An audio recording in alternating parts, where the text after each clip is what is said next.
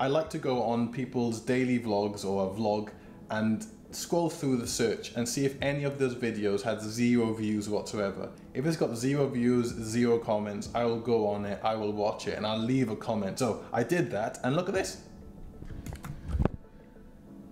So this guy has actually made a video. First time someone comments on my video, and if you can see that, that's me. So he's made a video basically thanking me for commenting on his video. That's pretty cool. I like you. I like you. Keep doing bits.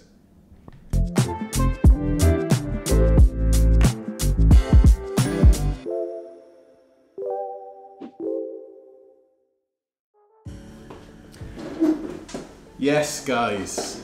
It feels like forever since I've made a video. I don't even know when what was it? 3 weeks ago? Was it 3 weeks ago I made the last video? Yeah, I think it was 3 weeks ago. There's nobody there. Been a lot of comments regarding the Osmo Pocket and how I shot some of the footage, and the comments have been great reading it, and I just thought the easiest way to get about the comments so that people can refer back to it is to make a video going through some of the settings that I used and so forth.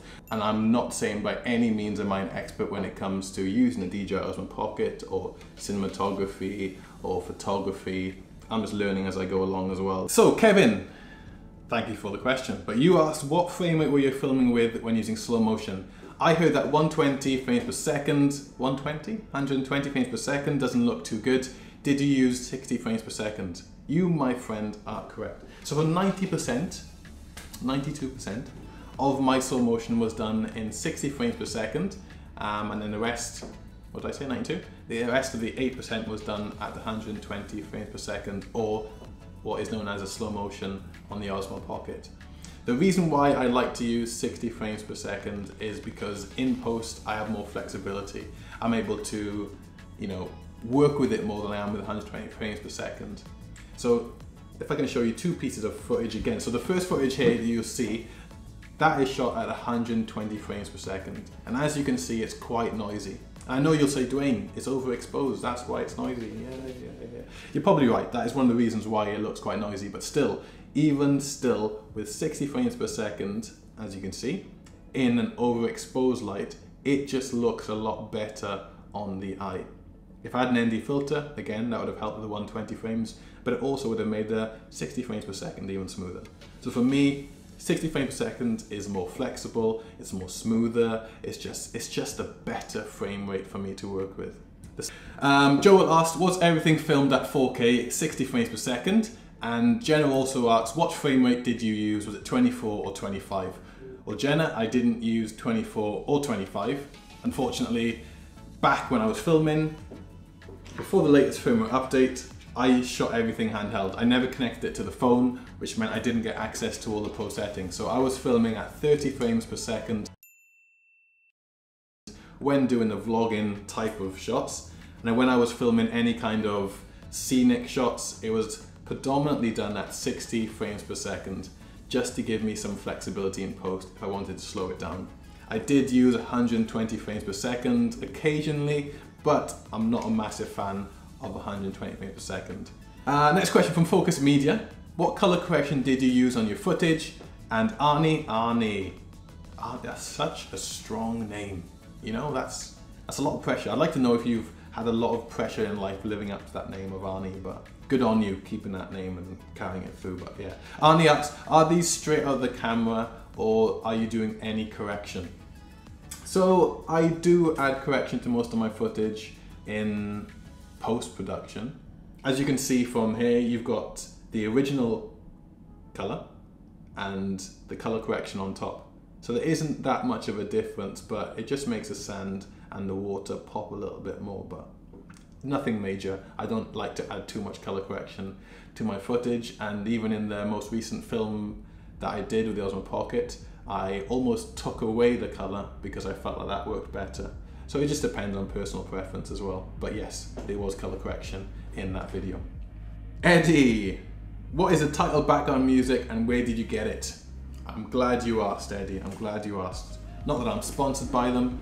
This video isn't brought to you by Epidemic Sound, but Epidemic Sound is, for me, the best place to go and find your content for music, simply because it's a large database They're continually updating their tracks. You can search from genres, mood, feels, and it gives you the music that's appropriate. And for me, music has a massive influence on your videos, your content. So if you haven't seen it already, I'll link it above, but the Bali film that I did, selecting the music for me was more important than for me the footage, because it just drives home what you're trying to capture. If you ever look at your timeline and just watch it back without music, my intro for instance, I did that intro yesterday, without the music, it just feels like a bit flat.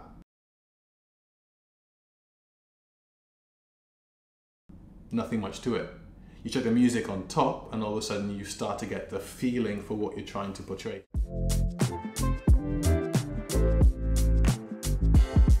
So for me, music is very important. So the next question is from Sharon, and she's asking, how did you edit the video so there's a black bar, and which editing program do you use?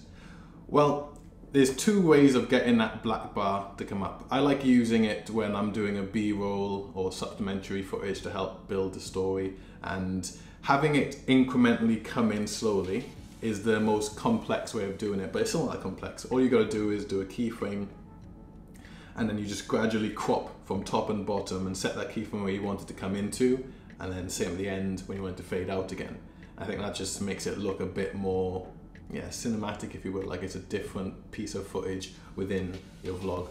Or the easiest way is just simply doing the letterbox effect, where you just drag letterbox, drop it onto your footage, and then just customize the bars with how thick you want them above and below your footage. And that's probably the easiest way of doing it. I use Final Cut Pro, not because I think it's the best, but I've had it for a few years and I just find it's easiest to get around.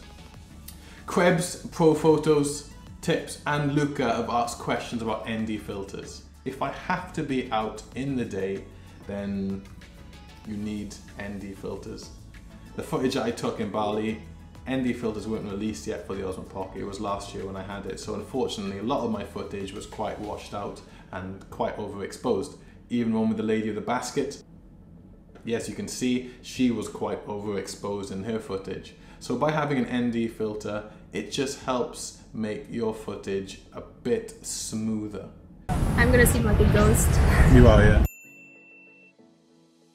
I'm not going to go into the 180 degree and shutter speed, ISO and all the above, but if you want to watch a video, I will link you to a pro polar video that explains it quite well with visual aids and how the ISO, aperture, shutter speed can be altered to help create better footage. Momith, last question. He has asked, I'm starting to vlog myself. I was hoping to get the Osmo Pocket for my first camera solely for vlogging. Will it do the job? Any advice? Yes. Yes, it will do the job. I am actually very happy that I'm not carrying my low-pro camera bag on a day like this, because it's like 36 degrees, it's absolutely boiling. But absolutely beautiful. So I'm happy that I've just got the Osmo Pocket and Google Pixel, because it is way too hot to be lugging a camera bag around, isn't it, babe? What? Yeah, sorry, that's way too hot. If you can imagine carrying around a DSLR camera with a battery grip, with a Gorilla Pod, with a Rode mic on top, and you're trying to vlog on that in a public place, anybody who's with you, or you yourself, will take a long time to build up confidence to just whip that out and start talking to yourself in public. The Osmo Pocket, on the other hand, my phone's bigger. You know, people FaceTime these days walking on the street. They'll walk on the street talking to somebody on the FaceTime, people think they're just FaceTiming. So if you were vlogging and you want to get used to vlogging, I would say to build up that being comfortable in front of the camera, get your phone out to start talking to yourself, record yourself talking to yourself, because it doesn't look too strange in public these days. I think in about 10 years time, vlogging won't be a strange thing. Like you won't look twice at somebody walking down the street with a DSLR setup and a Rode mic on top. You'd be like, oh, that person's vlogging, it's normal. But in the meantime, if you're getting into vlogging, the Osmo Pocket is just so small that you can just turn it on, start talking to it. People don't even think that you're talking to a camera. I had it in Bali so often, people would ask me, oh, what's that? What are you using? And it's more intrigue as opposed to, huh, look at that guy vlogging. Okay, so if you want to get into vlogging, I would say definitely the versatility of it in terms of being able to do time lapses, panoramics, the different frame rates of 24, 25, 30, 60 frames, 120 frames per second, that 4K, 1080p. You know, you've got so much versatility in such a small camera that if you wanted all these features in a normal camera, you're looking at spending far more. And again, it's not as accessible. Yeah, first camera for vlogging, I highly recommend it. Highly recommend it. But get yourself an ND filter. You get this, get an ND filter straight away. Don't think twice about it. This time next week, hopefully I'll have another video up for you on the Great Ocean Road from the road trip of the Osmo Pocket, and also just taking some bits and bobs. So if you haven't already subscribed, then please do. Thank you for joining, and I'll see you soon. Yeah. Cue a little transit, exit, something. I used to have some kind of exit, don't I? What do you reckon? Have a like an exit that you can do? Yeah. Don't do the hat. Don't do the hand. No. Still nobody there. Okay.